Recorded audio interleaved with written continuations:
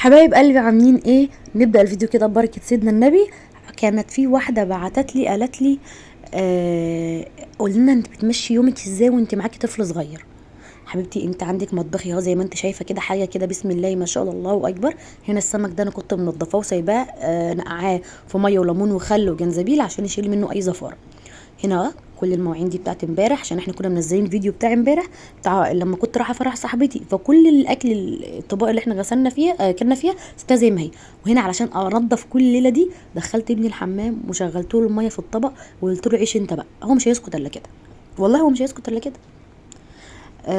فانت لو حالك زي حالي كده ملكيش حد يشيل ابنك، اتصرفي يعني اللي بيلوش قلباظ. اهم حاجه ان انت سكتيه. انا ما بعرفش اشتغل وببقى متوتره جدا جدا لو جنبي عيل بيعيط، وخصوصا ابني مش بيعيط، ابني مش بيعيط زي بقيه الاطفال الطبيعيين كده، بعيد الشر عنكم. ابني بينعر او مش بينعر، بيصوت. شغلنا الداب يعني، احنا ابني لو عندكم شغلانه كده على التراب اللي هي القرافه يعني، بيصوت 24 ساعه بيصوت، ممكن ياخد جايزه نوبل. فمية مية يعني. فكان نفسي ابني والله يبقى من العيال الصغيره اللي بتبقى هاديه دي تطبي عليها وينام، لا ابني مش كده خالص خالص خالص. كنت حابه ارد على رساله كده، كانت واحده بعتها لي ويا ريتها كتبتها على العام كده في كومنت، لا بتخش تقولها لي جو. دايما الكومنتات اللي بتضايقني بيخش يبعتوها لي في رساله، بتقولي انت رايقه جدا وحياتك جميله، روحي يا شيخه هدعي لك دعوه من قلبي يكون من حظك ونصيبك يا رب، روحي الهي يا رب تروقي رؤتي وتعيشي عيشتي وتفوقي فوقتي اللي انا فايقاها يا رب. شفت الرؤى اللي انا رايقاها في حياتي، يا رب تروقيها ويا رب تشوفي كل اللي انا شايفاه في حياتي. ادري كان انت طلبتيها ونولتيها، ربنا يجعل الدعوه دي من حظك ونصيبك يا حبيبتي. اروق رؤية. يا جدعان انتوا ليكوا في الظاهر، انتوا مش شايفين اللي ورا الكاميرا. يعني انا بعد كده لما يبقى في مثلا مشاكل او في خناق او ابين لكم الحاجات دي، بس انا انتوا مش ذنبكم حاجه ان انتوا تشوفوا كل الحاجات دي. احنا طالعين كده مع بعض نهفن مع بعض كده ونضحك ونهزر. مش يا اختي انت وهي نسواني حبايبي. والله نفسي يعني اشير لكم، انزل لكم سكرين بصفحتها تخش تظبطوها. بس يلا هي خدت كفايتها مني وعملت لها بلوك، ما تستاهلش. هنا طبعا واقفين بنغسل المواعين عادي، موجوده في كل البيوت المصريه. استنى يا كوكو. طبعا لو عندك طبق وسخ هتسيبيه يتخمر كده في الميه على ما تخلصي بقيه المواعين. وطبعا ديت بواقي اكل هنشيلها كده نحطها للكوكو. للفراخ ما عندكيش فراخ طبعا هتحطيها في الزباله. هتقولي لي انت لابسه سويت شيرت في الحر وفي النار اللي احنا فيه ده ليه؟ عشان دوت الحاجه الوحيده اللي لها زعبوط يعني. انا مش طايقه الطرح، الف الطرح حوالين رقبتي يا اختي انت وهي، بعيد الشر عنكم وعن السامعين. ما بطيقش اي حاجه حوالين رقبتي في الحر. فطبعا مش هنبان رقبتنا ونبان شعرنا، الناس تقول علينا انهبلنا. فادعوا لي لو ينفع نجيب تكييف في المطبخ. يا ريت والله. انا كنت بقول كده للحاج صاحب البيت، هو ما ردش عليا. يعني هو مش عارفه ما ردش عليا ليه، يعني قولي له انتوا كده في الكومنتات هو ما ردش عليا ليه. مش عارفه، اصل الاهتمام ما بينطلبش. بس كده هنلم كل المواعين بتاعتنا ونلملم كل الكلام ده، واكتبوا لي بقى تحت في الكومنتات ايه رايكم في الفيديوهات اللي انا بنزلها، ايه رايكم في المحتوى بتاعي، وقولوا لي انتوا عاملين ايه. بس طبعا تدعوا لي دعوه حلوه، ما تنسوش اهم حاجه الدعوه الحلوه. اهم حاجه حته الفوطه اللي جنبي دي اللي كل شويه لملم بيها واعصرها دي، بحس ان انا مرتاحه كده. ايوه هاتي يا كوكي. طبعا احنا واقفين بنغسل المواعين، ما ننساش نصلي على حبيب المصطفى والاذكار اللي هو اللهم صل وسلم وبارك على سيدنا محمد وعلى اله وصحبه اجمعين كما صليت وسلمت وباركت على سيدنا ابراهيم وعلى اله وصحبه اجمعين. وطبعا الاستغفار، استغفروا كتير جدا جدا جدا بنيه ان ربنا يفرجها علينا وعليكم وعلى امه محمد اجمعين ويكرمنا ويكرمكم كلكم. وتاني يا جماعه احب بس اذكر الناس اللي بتبعت لي بتقول لي انت تنزلي كل الفيديوهات دي علشان الفلوس. اقسم بالله العلي العظيم ما باخد ولا جنيه لا من الفيسبوك ولا من اليوتيوب. فريحوا نفسكم كده، ريحي نفسك يا ام صرم انت وهي، ها ريحي نفسك يا ام صرم. وحاجه كمان يا جماعه للناس اللي بتشوفنا اول ما تشوفنا تروح لفه وشها الناحيه التانيه، حبيبتي انا اصلا مش عايزين نشوفك، احنا اصلا يا ابا مش عايزين نشوفك يا وليه انت وهي.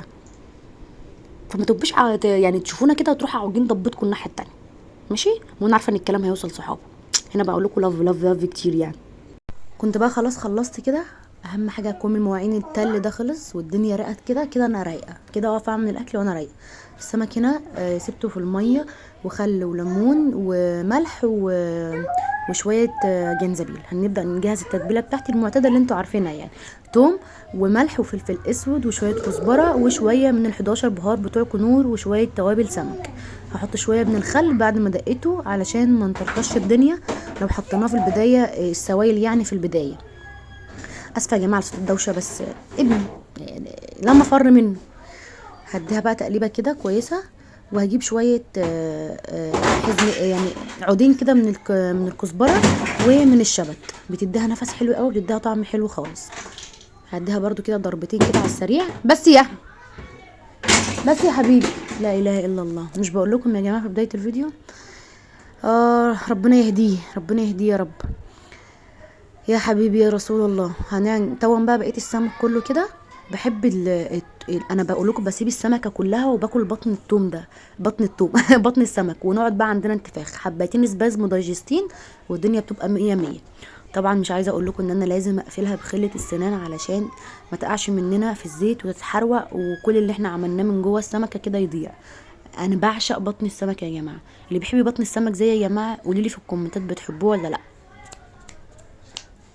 نعمل بقى شويه سلطه كده. انا عايزه اقول لكم ان ده كله انا عماله اتلكع ويعني ايه، اسلي نفسي كده لحد ما صاحب البيت يجوع. الحاج صاحب البيت ما كانش جاع، لان احنا في اليوم ده كنا متغديين فطرانين الساعه 2:30 ولا كانت الساعه 3. فعماله اتلكع بقى. عايزه اقول لكم ان احنا اتغدينا، ما كانش مش عارفه والله كان غدا ولا عشاء ولا صنف امه ايه ده. الساعه 10 واكلين سمك الساعه 10، وما ادراكم بقى من السمك وطوم السمك الساعه 10 بالليل. بس الجماعه اللي عندهم مشاكل في القولون زي حبتين سبازم دايجستين بعد الاكل الدنيا تبقى فل الفل. بحب احط كمان تفاح، اللي هو التفاح البلدي اللي هو المصري بتاعنا ده. بحط نص تفاحيه كده وبصلايه صغيره كده. بموت في طعم البصل يا جماعه في السلطه، بينقلها في مكان تاني خالص. وطبعا لازم عصره الليمون، وهنحط برضو توابل، يعني ايه التوابل اللي بتحب تطعمي بقى السلطه بتاعتك طعمي. شويه فلفل اسود وشويه برضو من توابل السمك وشويه كزبره، والملح اكيد يعني واساسي. انا بحب ازود لها شويه ميه كده عشان يبقى فيها ميه سلطه. احب اكلها بالرز بتاعي ايه الصياديه ده، بيبقى تحفه تحفه تحفه.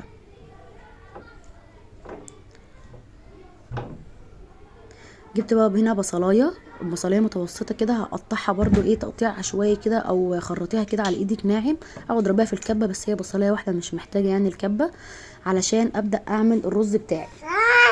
بس يا كوكي بص على شوف ماما بتعمل ايه في الفيديو. ايه ده؟ بعمل رز. هحط بقى هنا برضو شويه زيت، وهحطهم بقى ايه على النار لحد ما تاخد معايا اللون اللي انتوا شايفينه ده. هبدا انزل بقى بالميه بتاعتي، يا دوب ما تكتريش ميه، على لو احتجت ميه بعد ما تحط الرز بحط شويه فلفل اسود وشويه برضو كده من توابل السمك وشويه ملح، اكيد لازم الملح يعني. واول ما تغلي الميه هروح نازله بالرز بتاعي. طبعا الرز مغسول مصري، ممكن تعملها برز بسمتي برضو بنفس الطريقه، بس بتزودي الميه بتبقى كتير يعني. احط بقى كده الميه ونظبط معيار الميه بتاعتنا اللي هو عقله فوق الصباع، عقله صباع لحد ما يغلي ويتشرب كل الميه بتاعته. وبعد كده بهدي عليه النار خالص. هنا طبعا زيت السمك دوت انا بعد كل قليه بروح حطاه في البطرون اللي انتوا شايفينه ده. اسيب بقى الزيت يسخن، وبعد كده بجيب الطاسه بتاعتي، الصينيه قصدي بتاعتي اللي انتوا عارفينها في كل الفيديوهات بتاعتي. واحط الخلطه بتاعت السمك، الدقيق على النشا على التوابل اللي انا عاملاها، وحطها في بطرمان وحطها في التلاجة. يحطوها في التلاجة يا جماعه في الصيف عشان ما تدوتش معاكي، لكن في الشتاء عادي سيبيها بره. وزي ما بنخلص كده زي كل مره بلم الدقيق بتاعي واروح حطاه في البطرمان تاني واروح عيناه. هنا الزيت بتاعي كان سخن، بروح حاطه بقى سمكتين على قد الطاسه بتاعتك، لو تاخد ال4 سمكات حطيهم. وهنا الرز كان استوى معايا. انا بقلبه مرتين، يعني مره على الوش ده ومره على الوش ده، كل مره مرتين علشان اضمن ان هو يكون مستوي معايا. ومش بعلي النار عليه قوي علشان ما ياخدش لون بدري ويكون لسه ما استواش من جوه. فبهدي النار، مش اللي هي تبقى واطي قوي علشان ما يطراش معانا. وطبعا الخلطه بتاعتنا لازم يكون عليها شويه نشا علشان يبقى مقرمش معاكي من بره. سامعين يا جماعه صوت الدوشه؟ والله العظيم انا ما عارفه اربي بربع جنيه. بعد كده برش عليه شويه ملح بكمون كده على الوش من بره على الاتجاهين كده، وهو لسه سخن بيبقى تحفه، بيروح في حته تانية حرفيا يعني. هنغرف بقى السلطه معاكم. السلطه دي كان ناقصها قرن فلفل حامي وكانت هتبقى عالميه، بس طبعا احنا ما بنحط الشطه عشان احنا عندنا ايه، احنا عندنا اطفال، والاطفال احباب الله يا اختي انشويه، والله العظيم احنا اللي احباب الله، اقسم بالله ما هم. ودوني بيت امي، ودوني بيت امي، كنت اتضرب ب100 شبشب لما قلت ودوني على بيت حبيبي. ماشي هو حبيبي وكل حاجه، بس اللي بيحصل بعد كده كتير كتير قوي والله يا اختي انشويه. لكل واحده مستعجله على الجواز. نيابه عنك وعلى اللي هتقوليه بعد كده يا حبيبتي لما تتجوزي، مش هقول لك اكتر من كده. ماشي، بس كده الفيديو خلص، باي باي.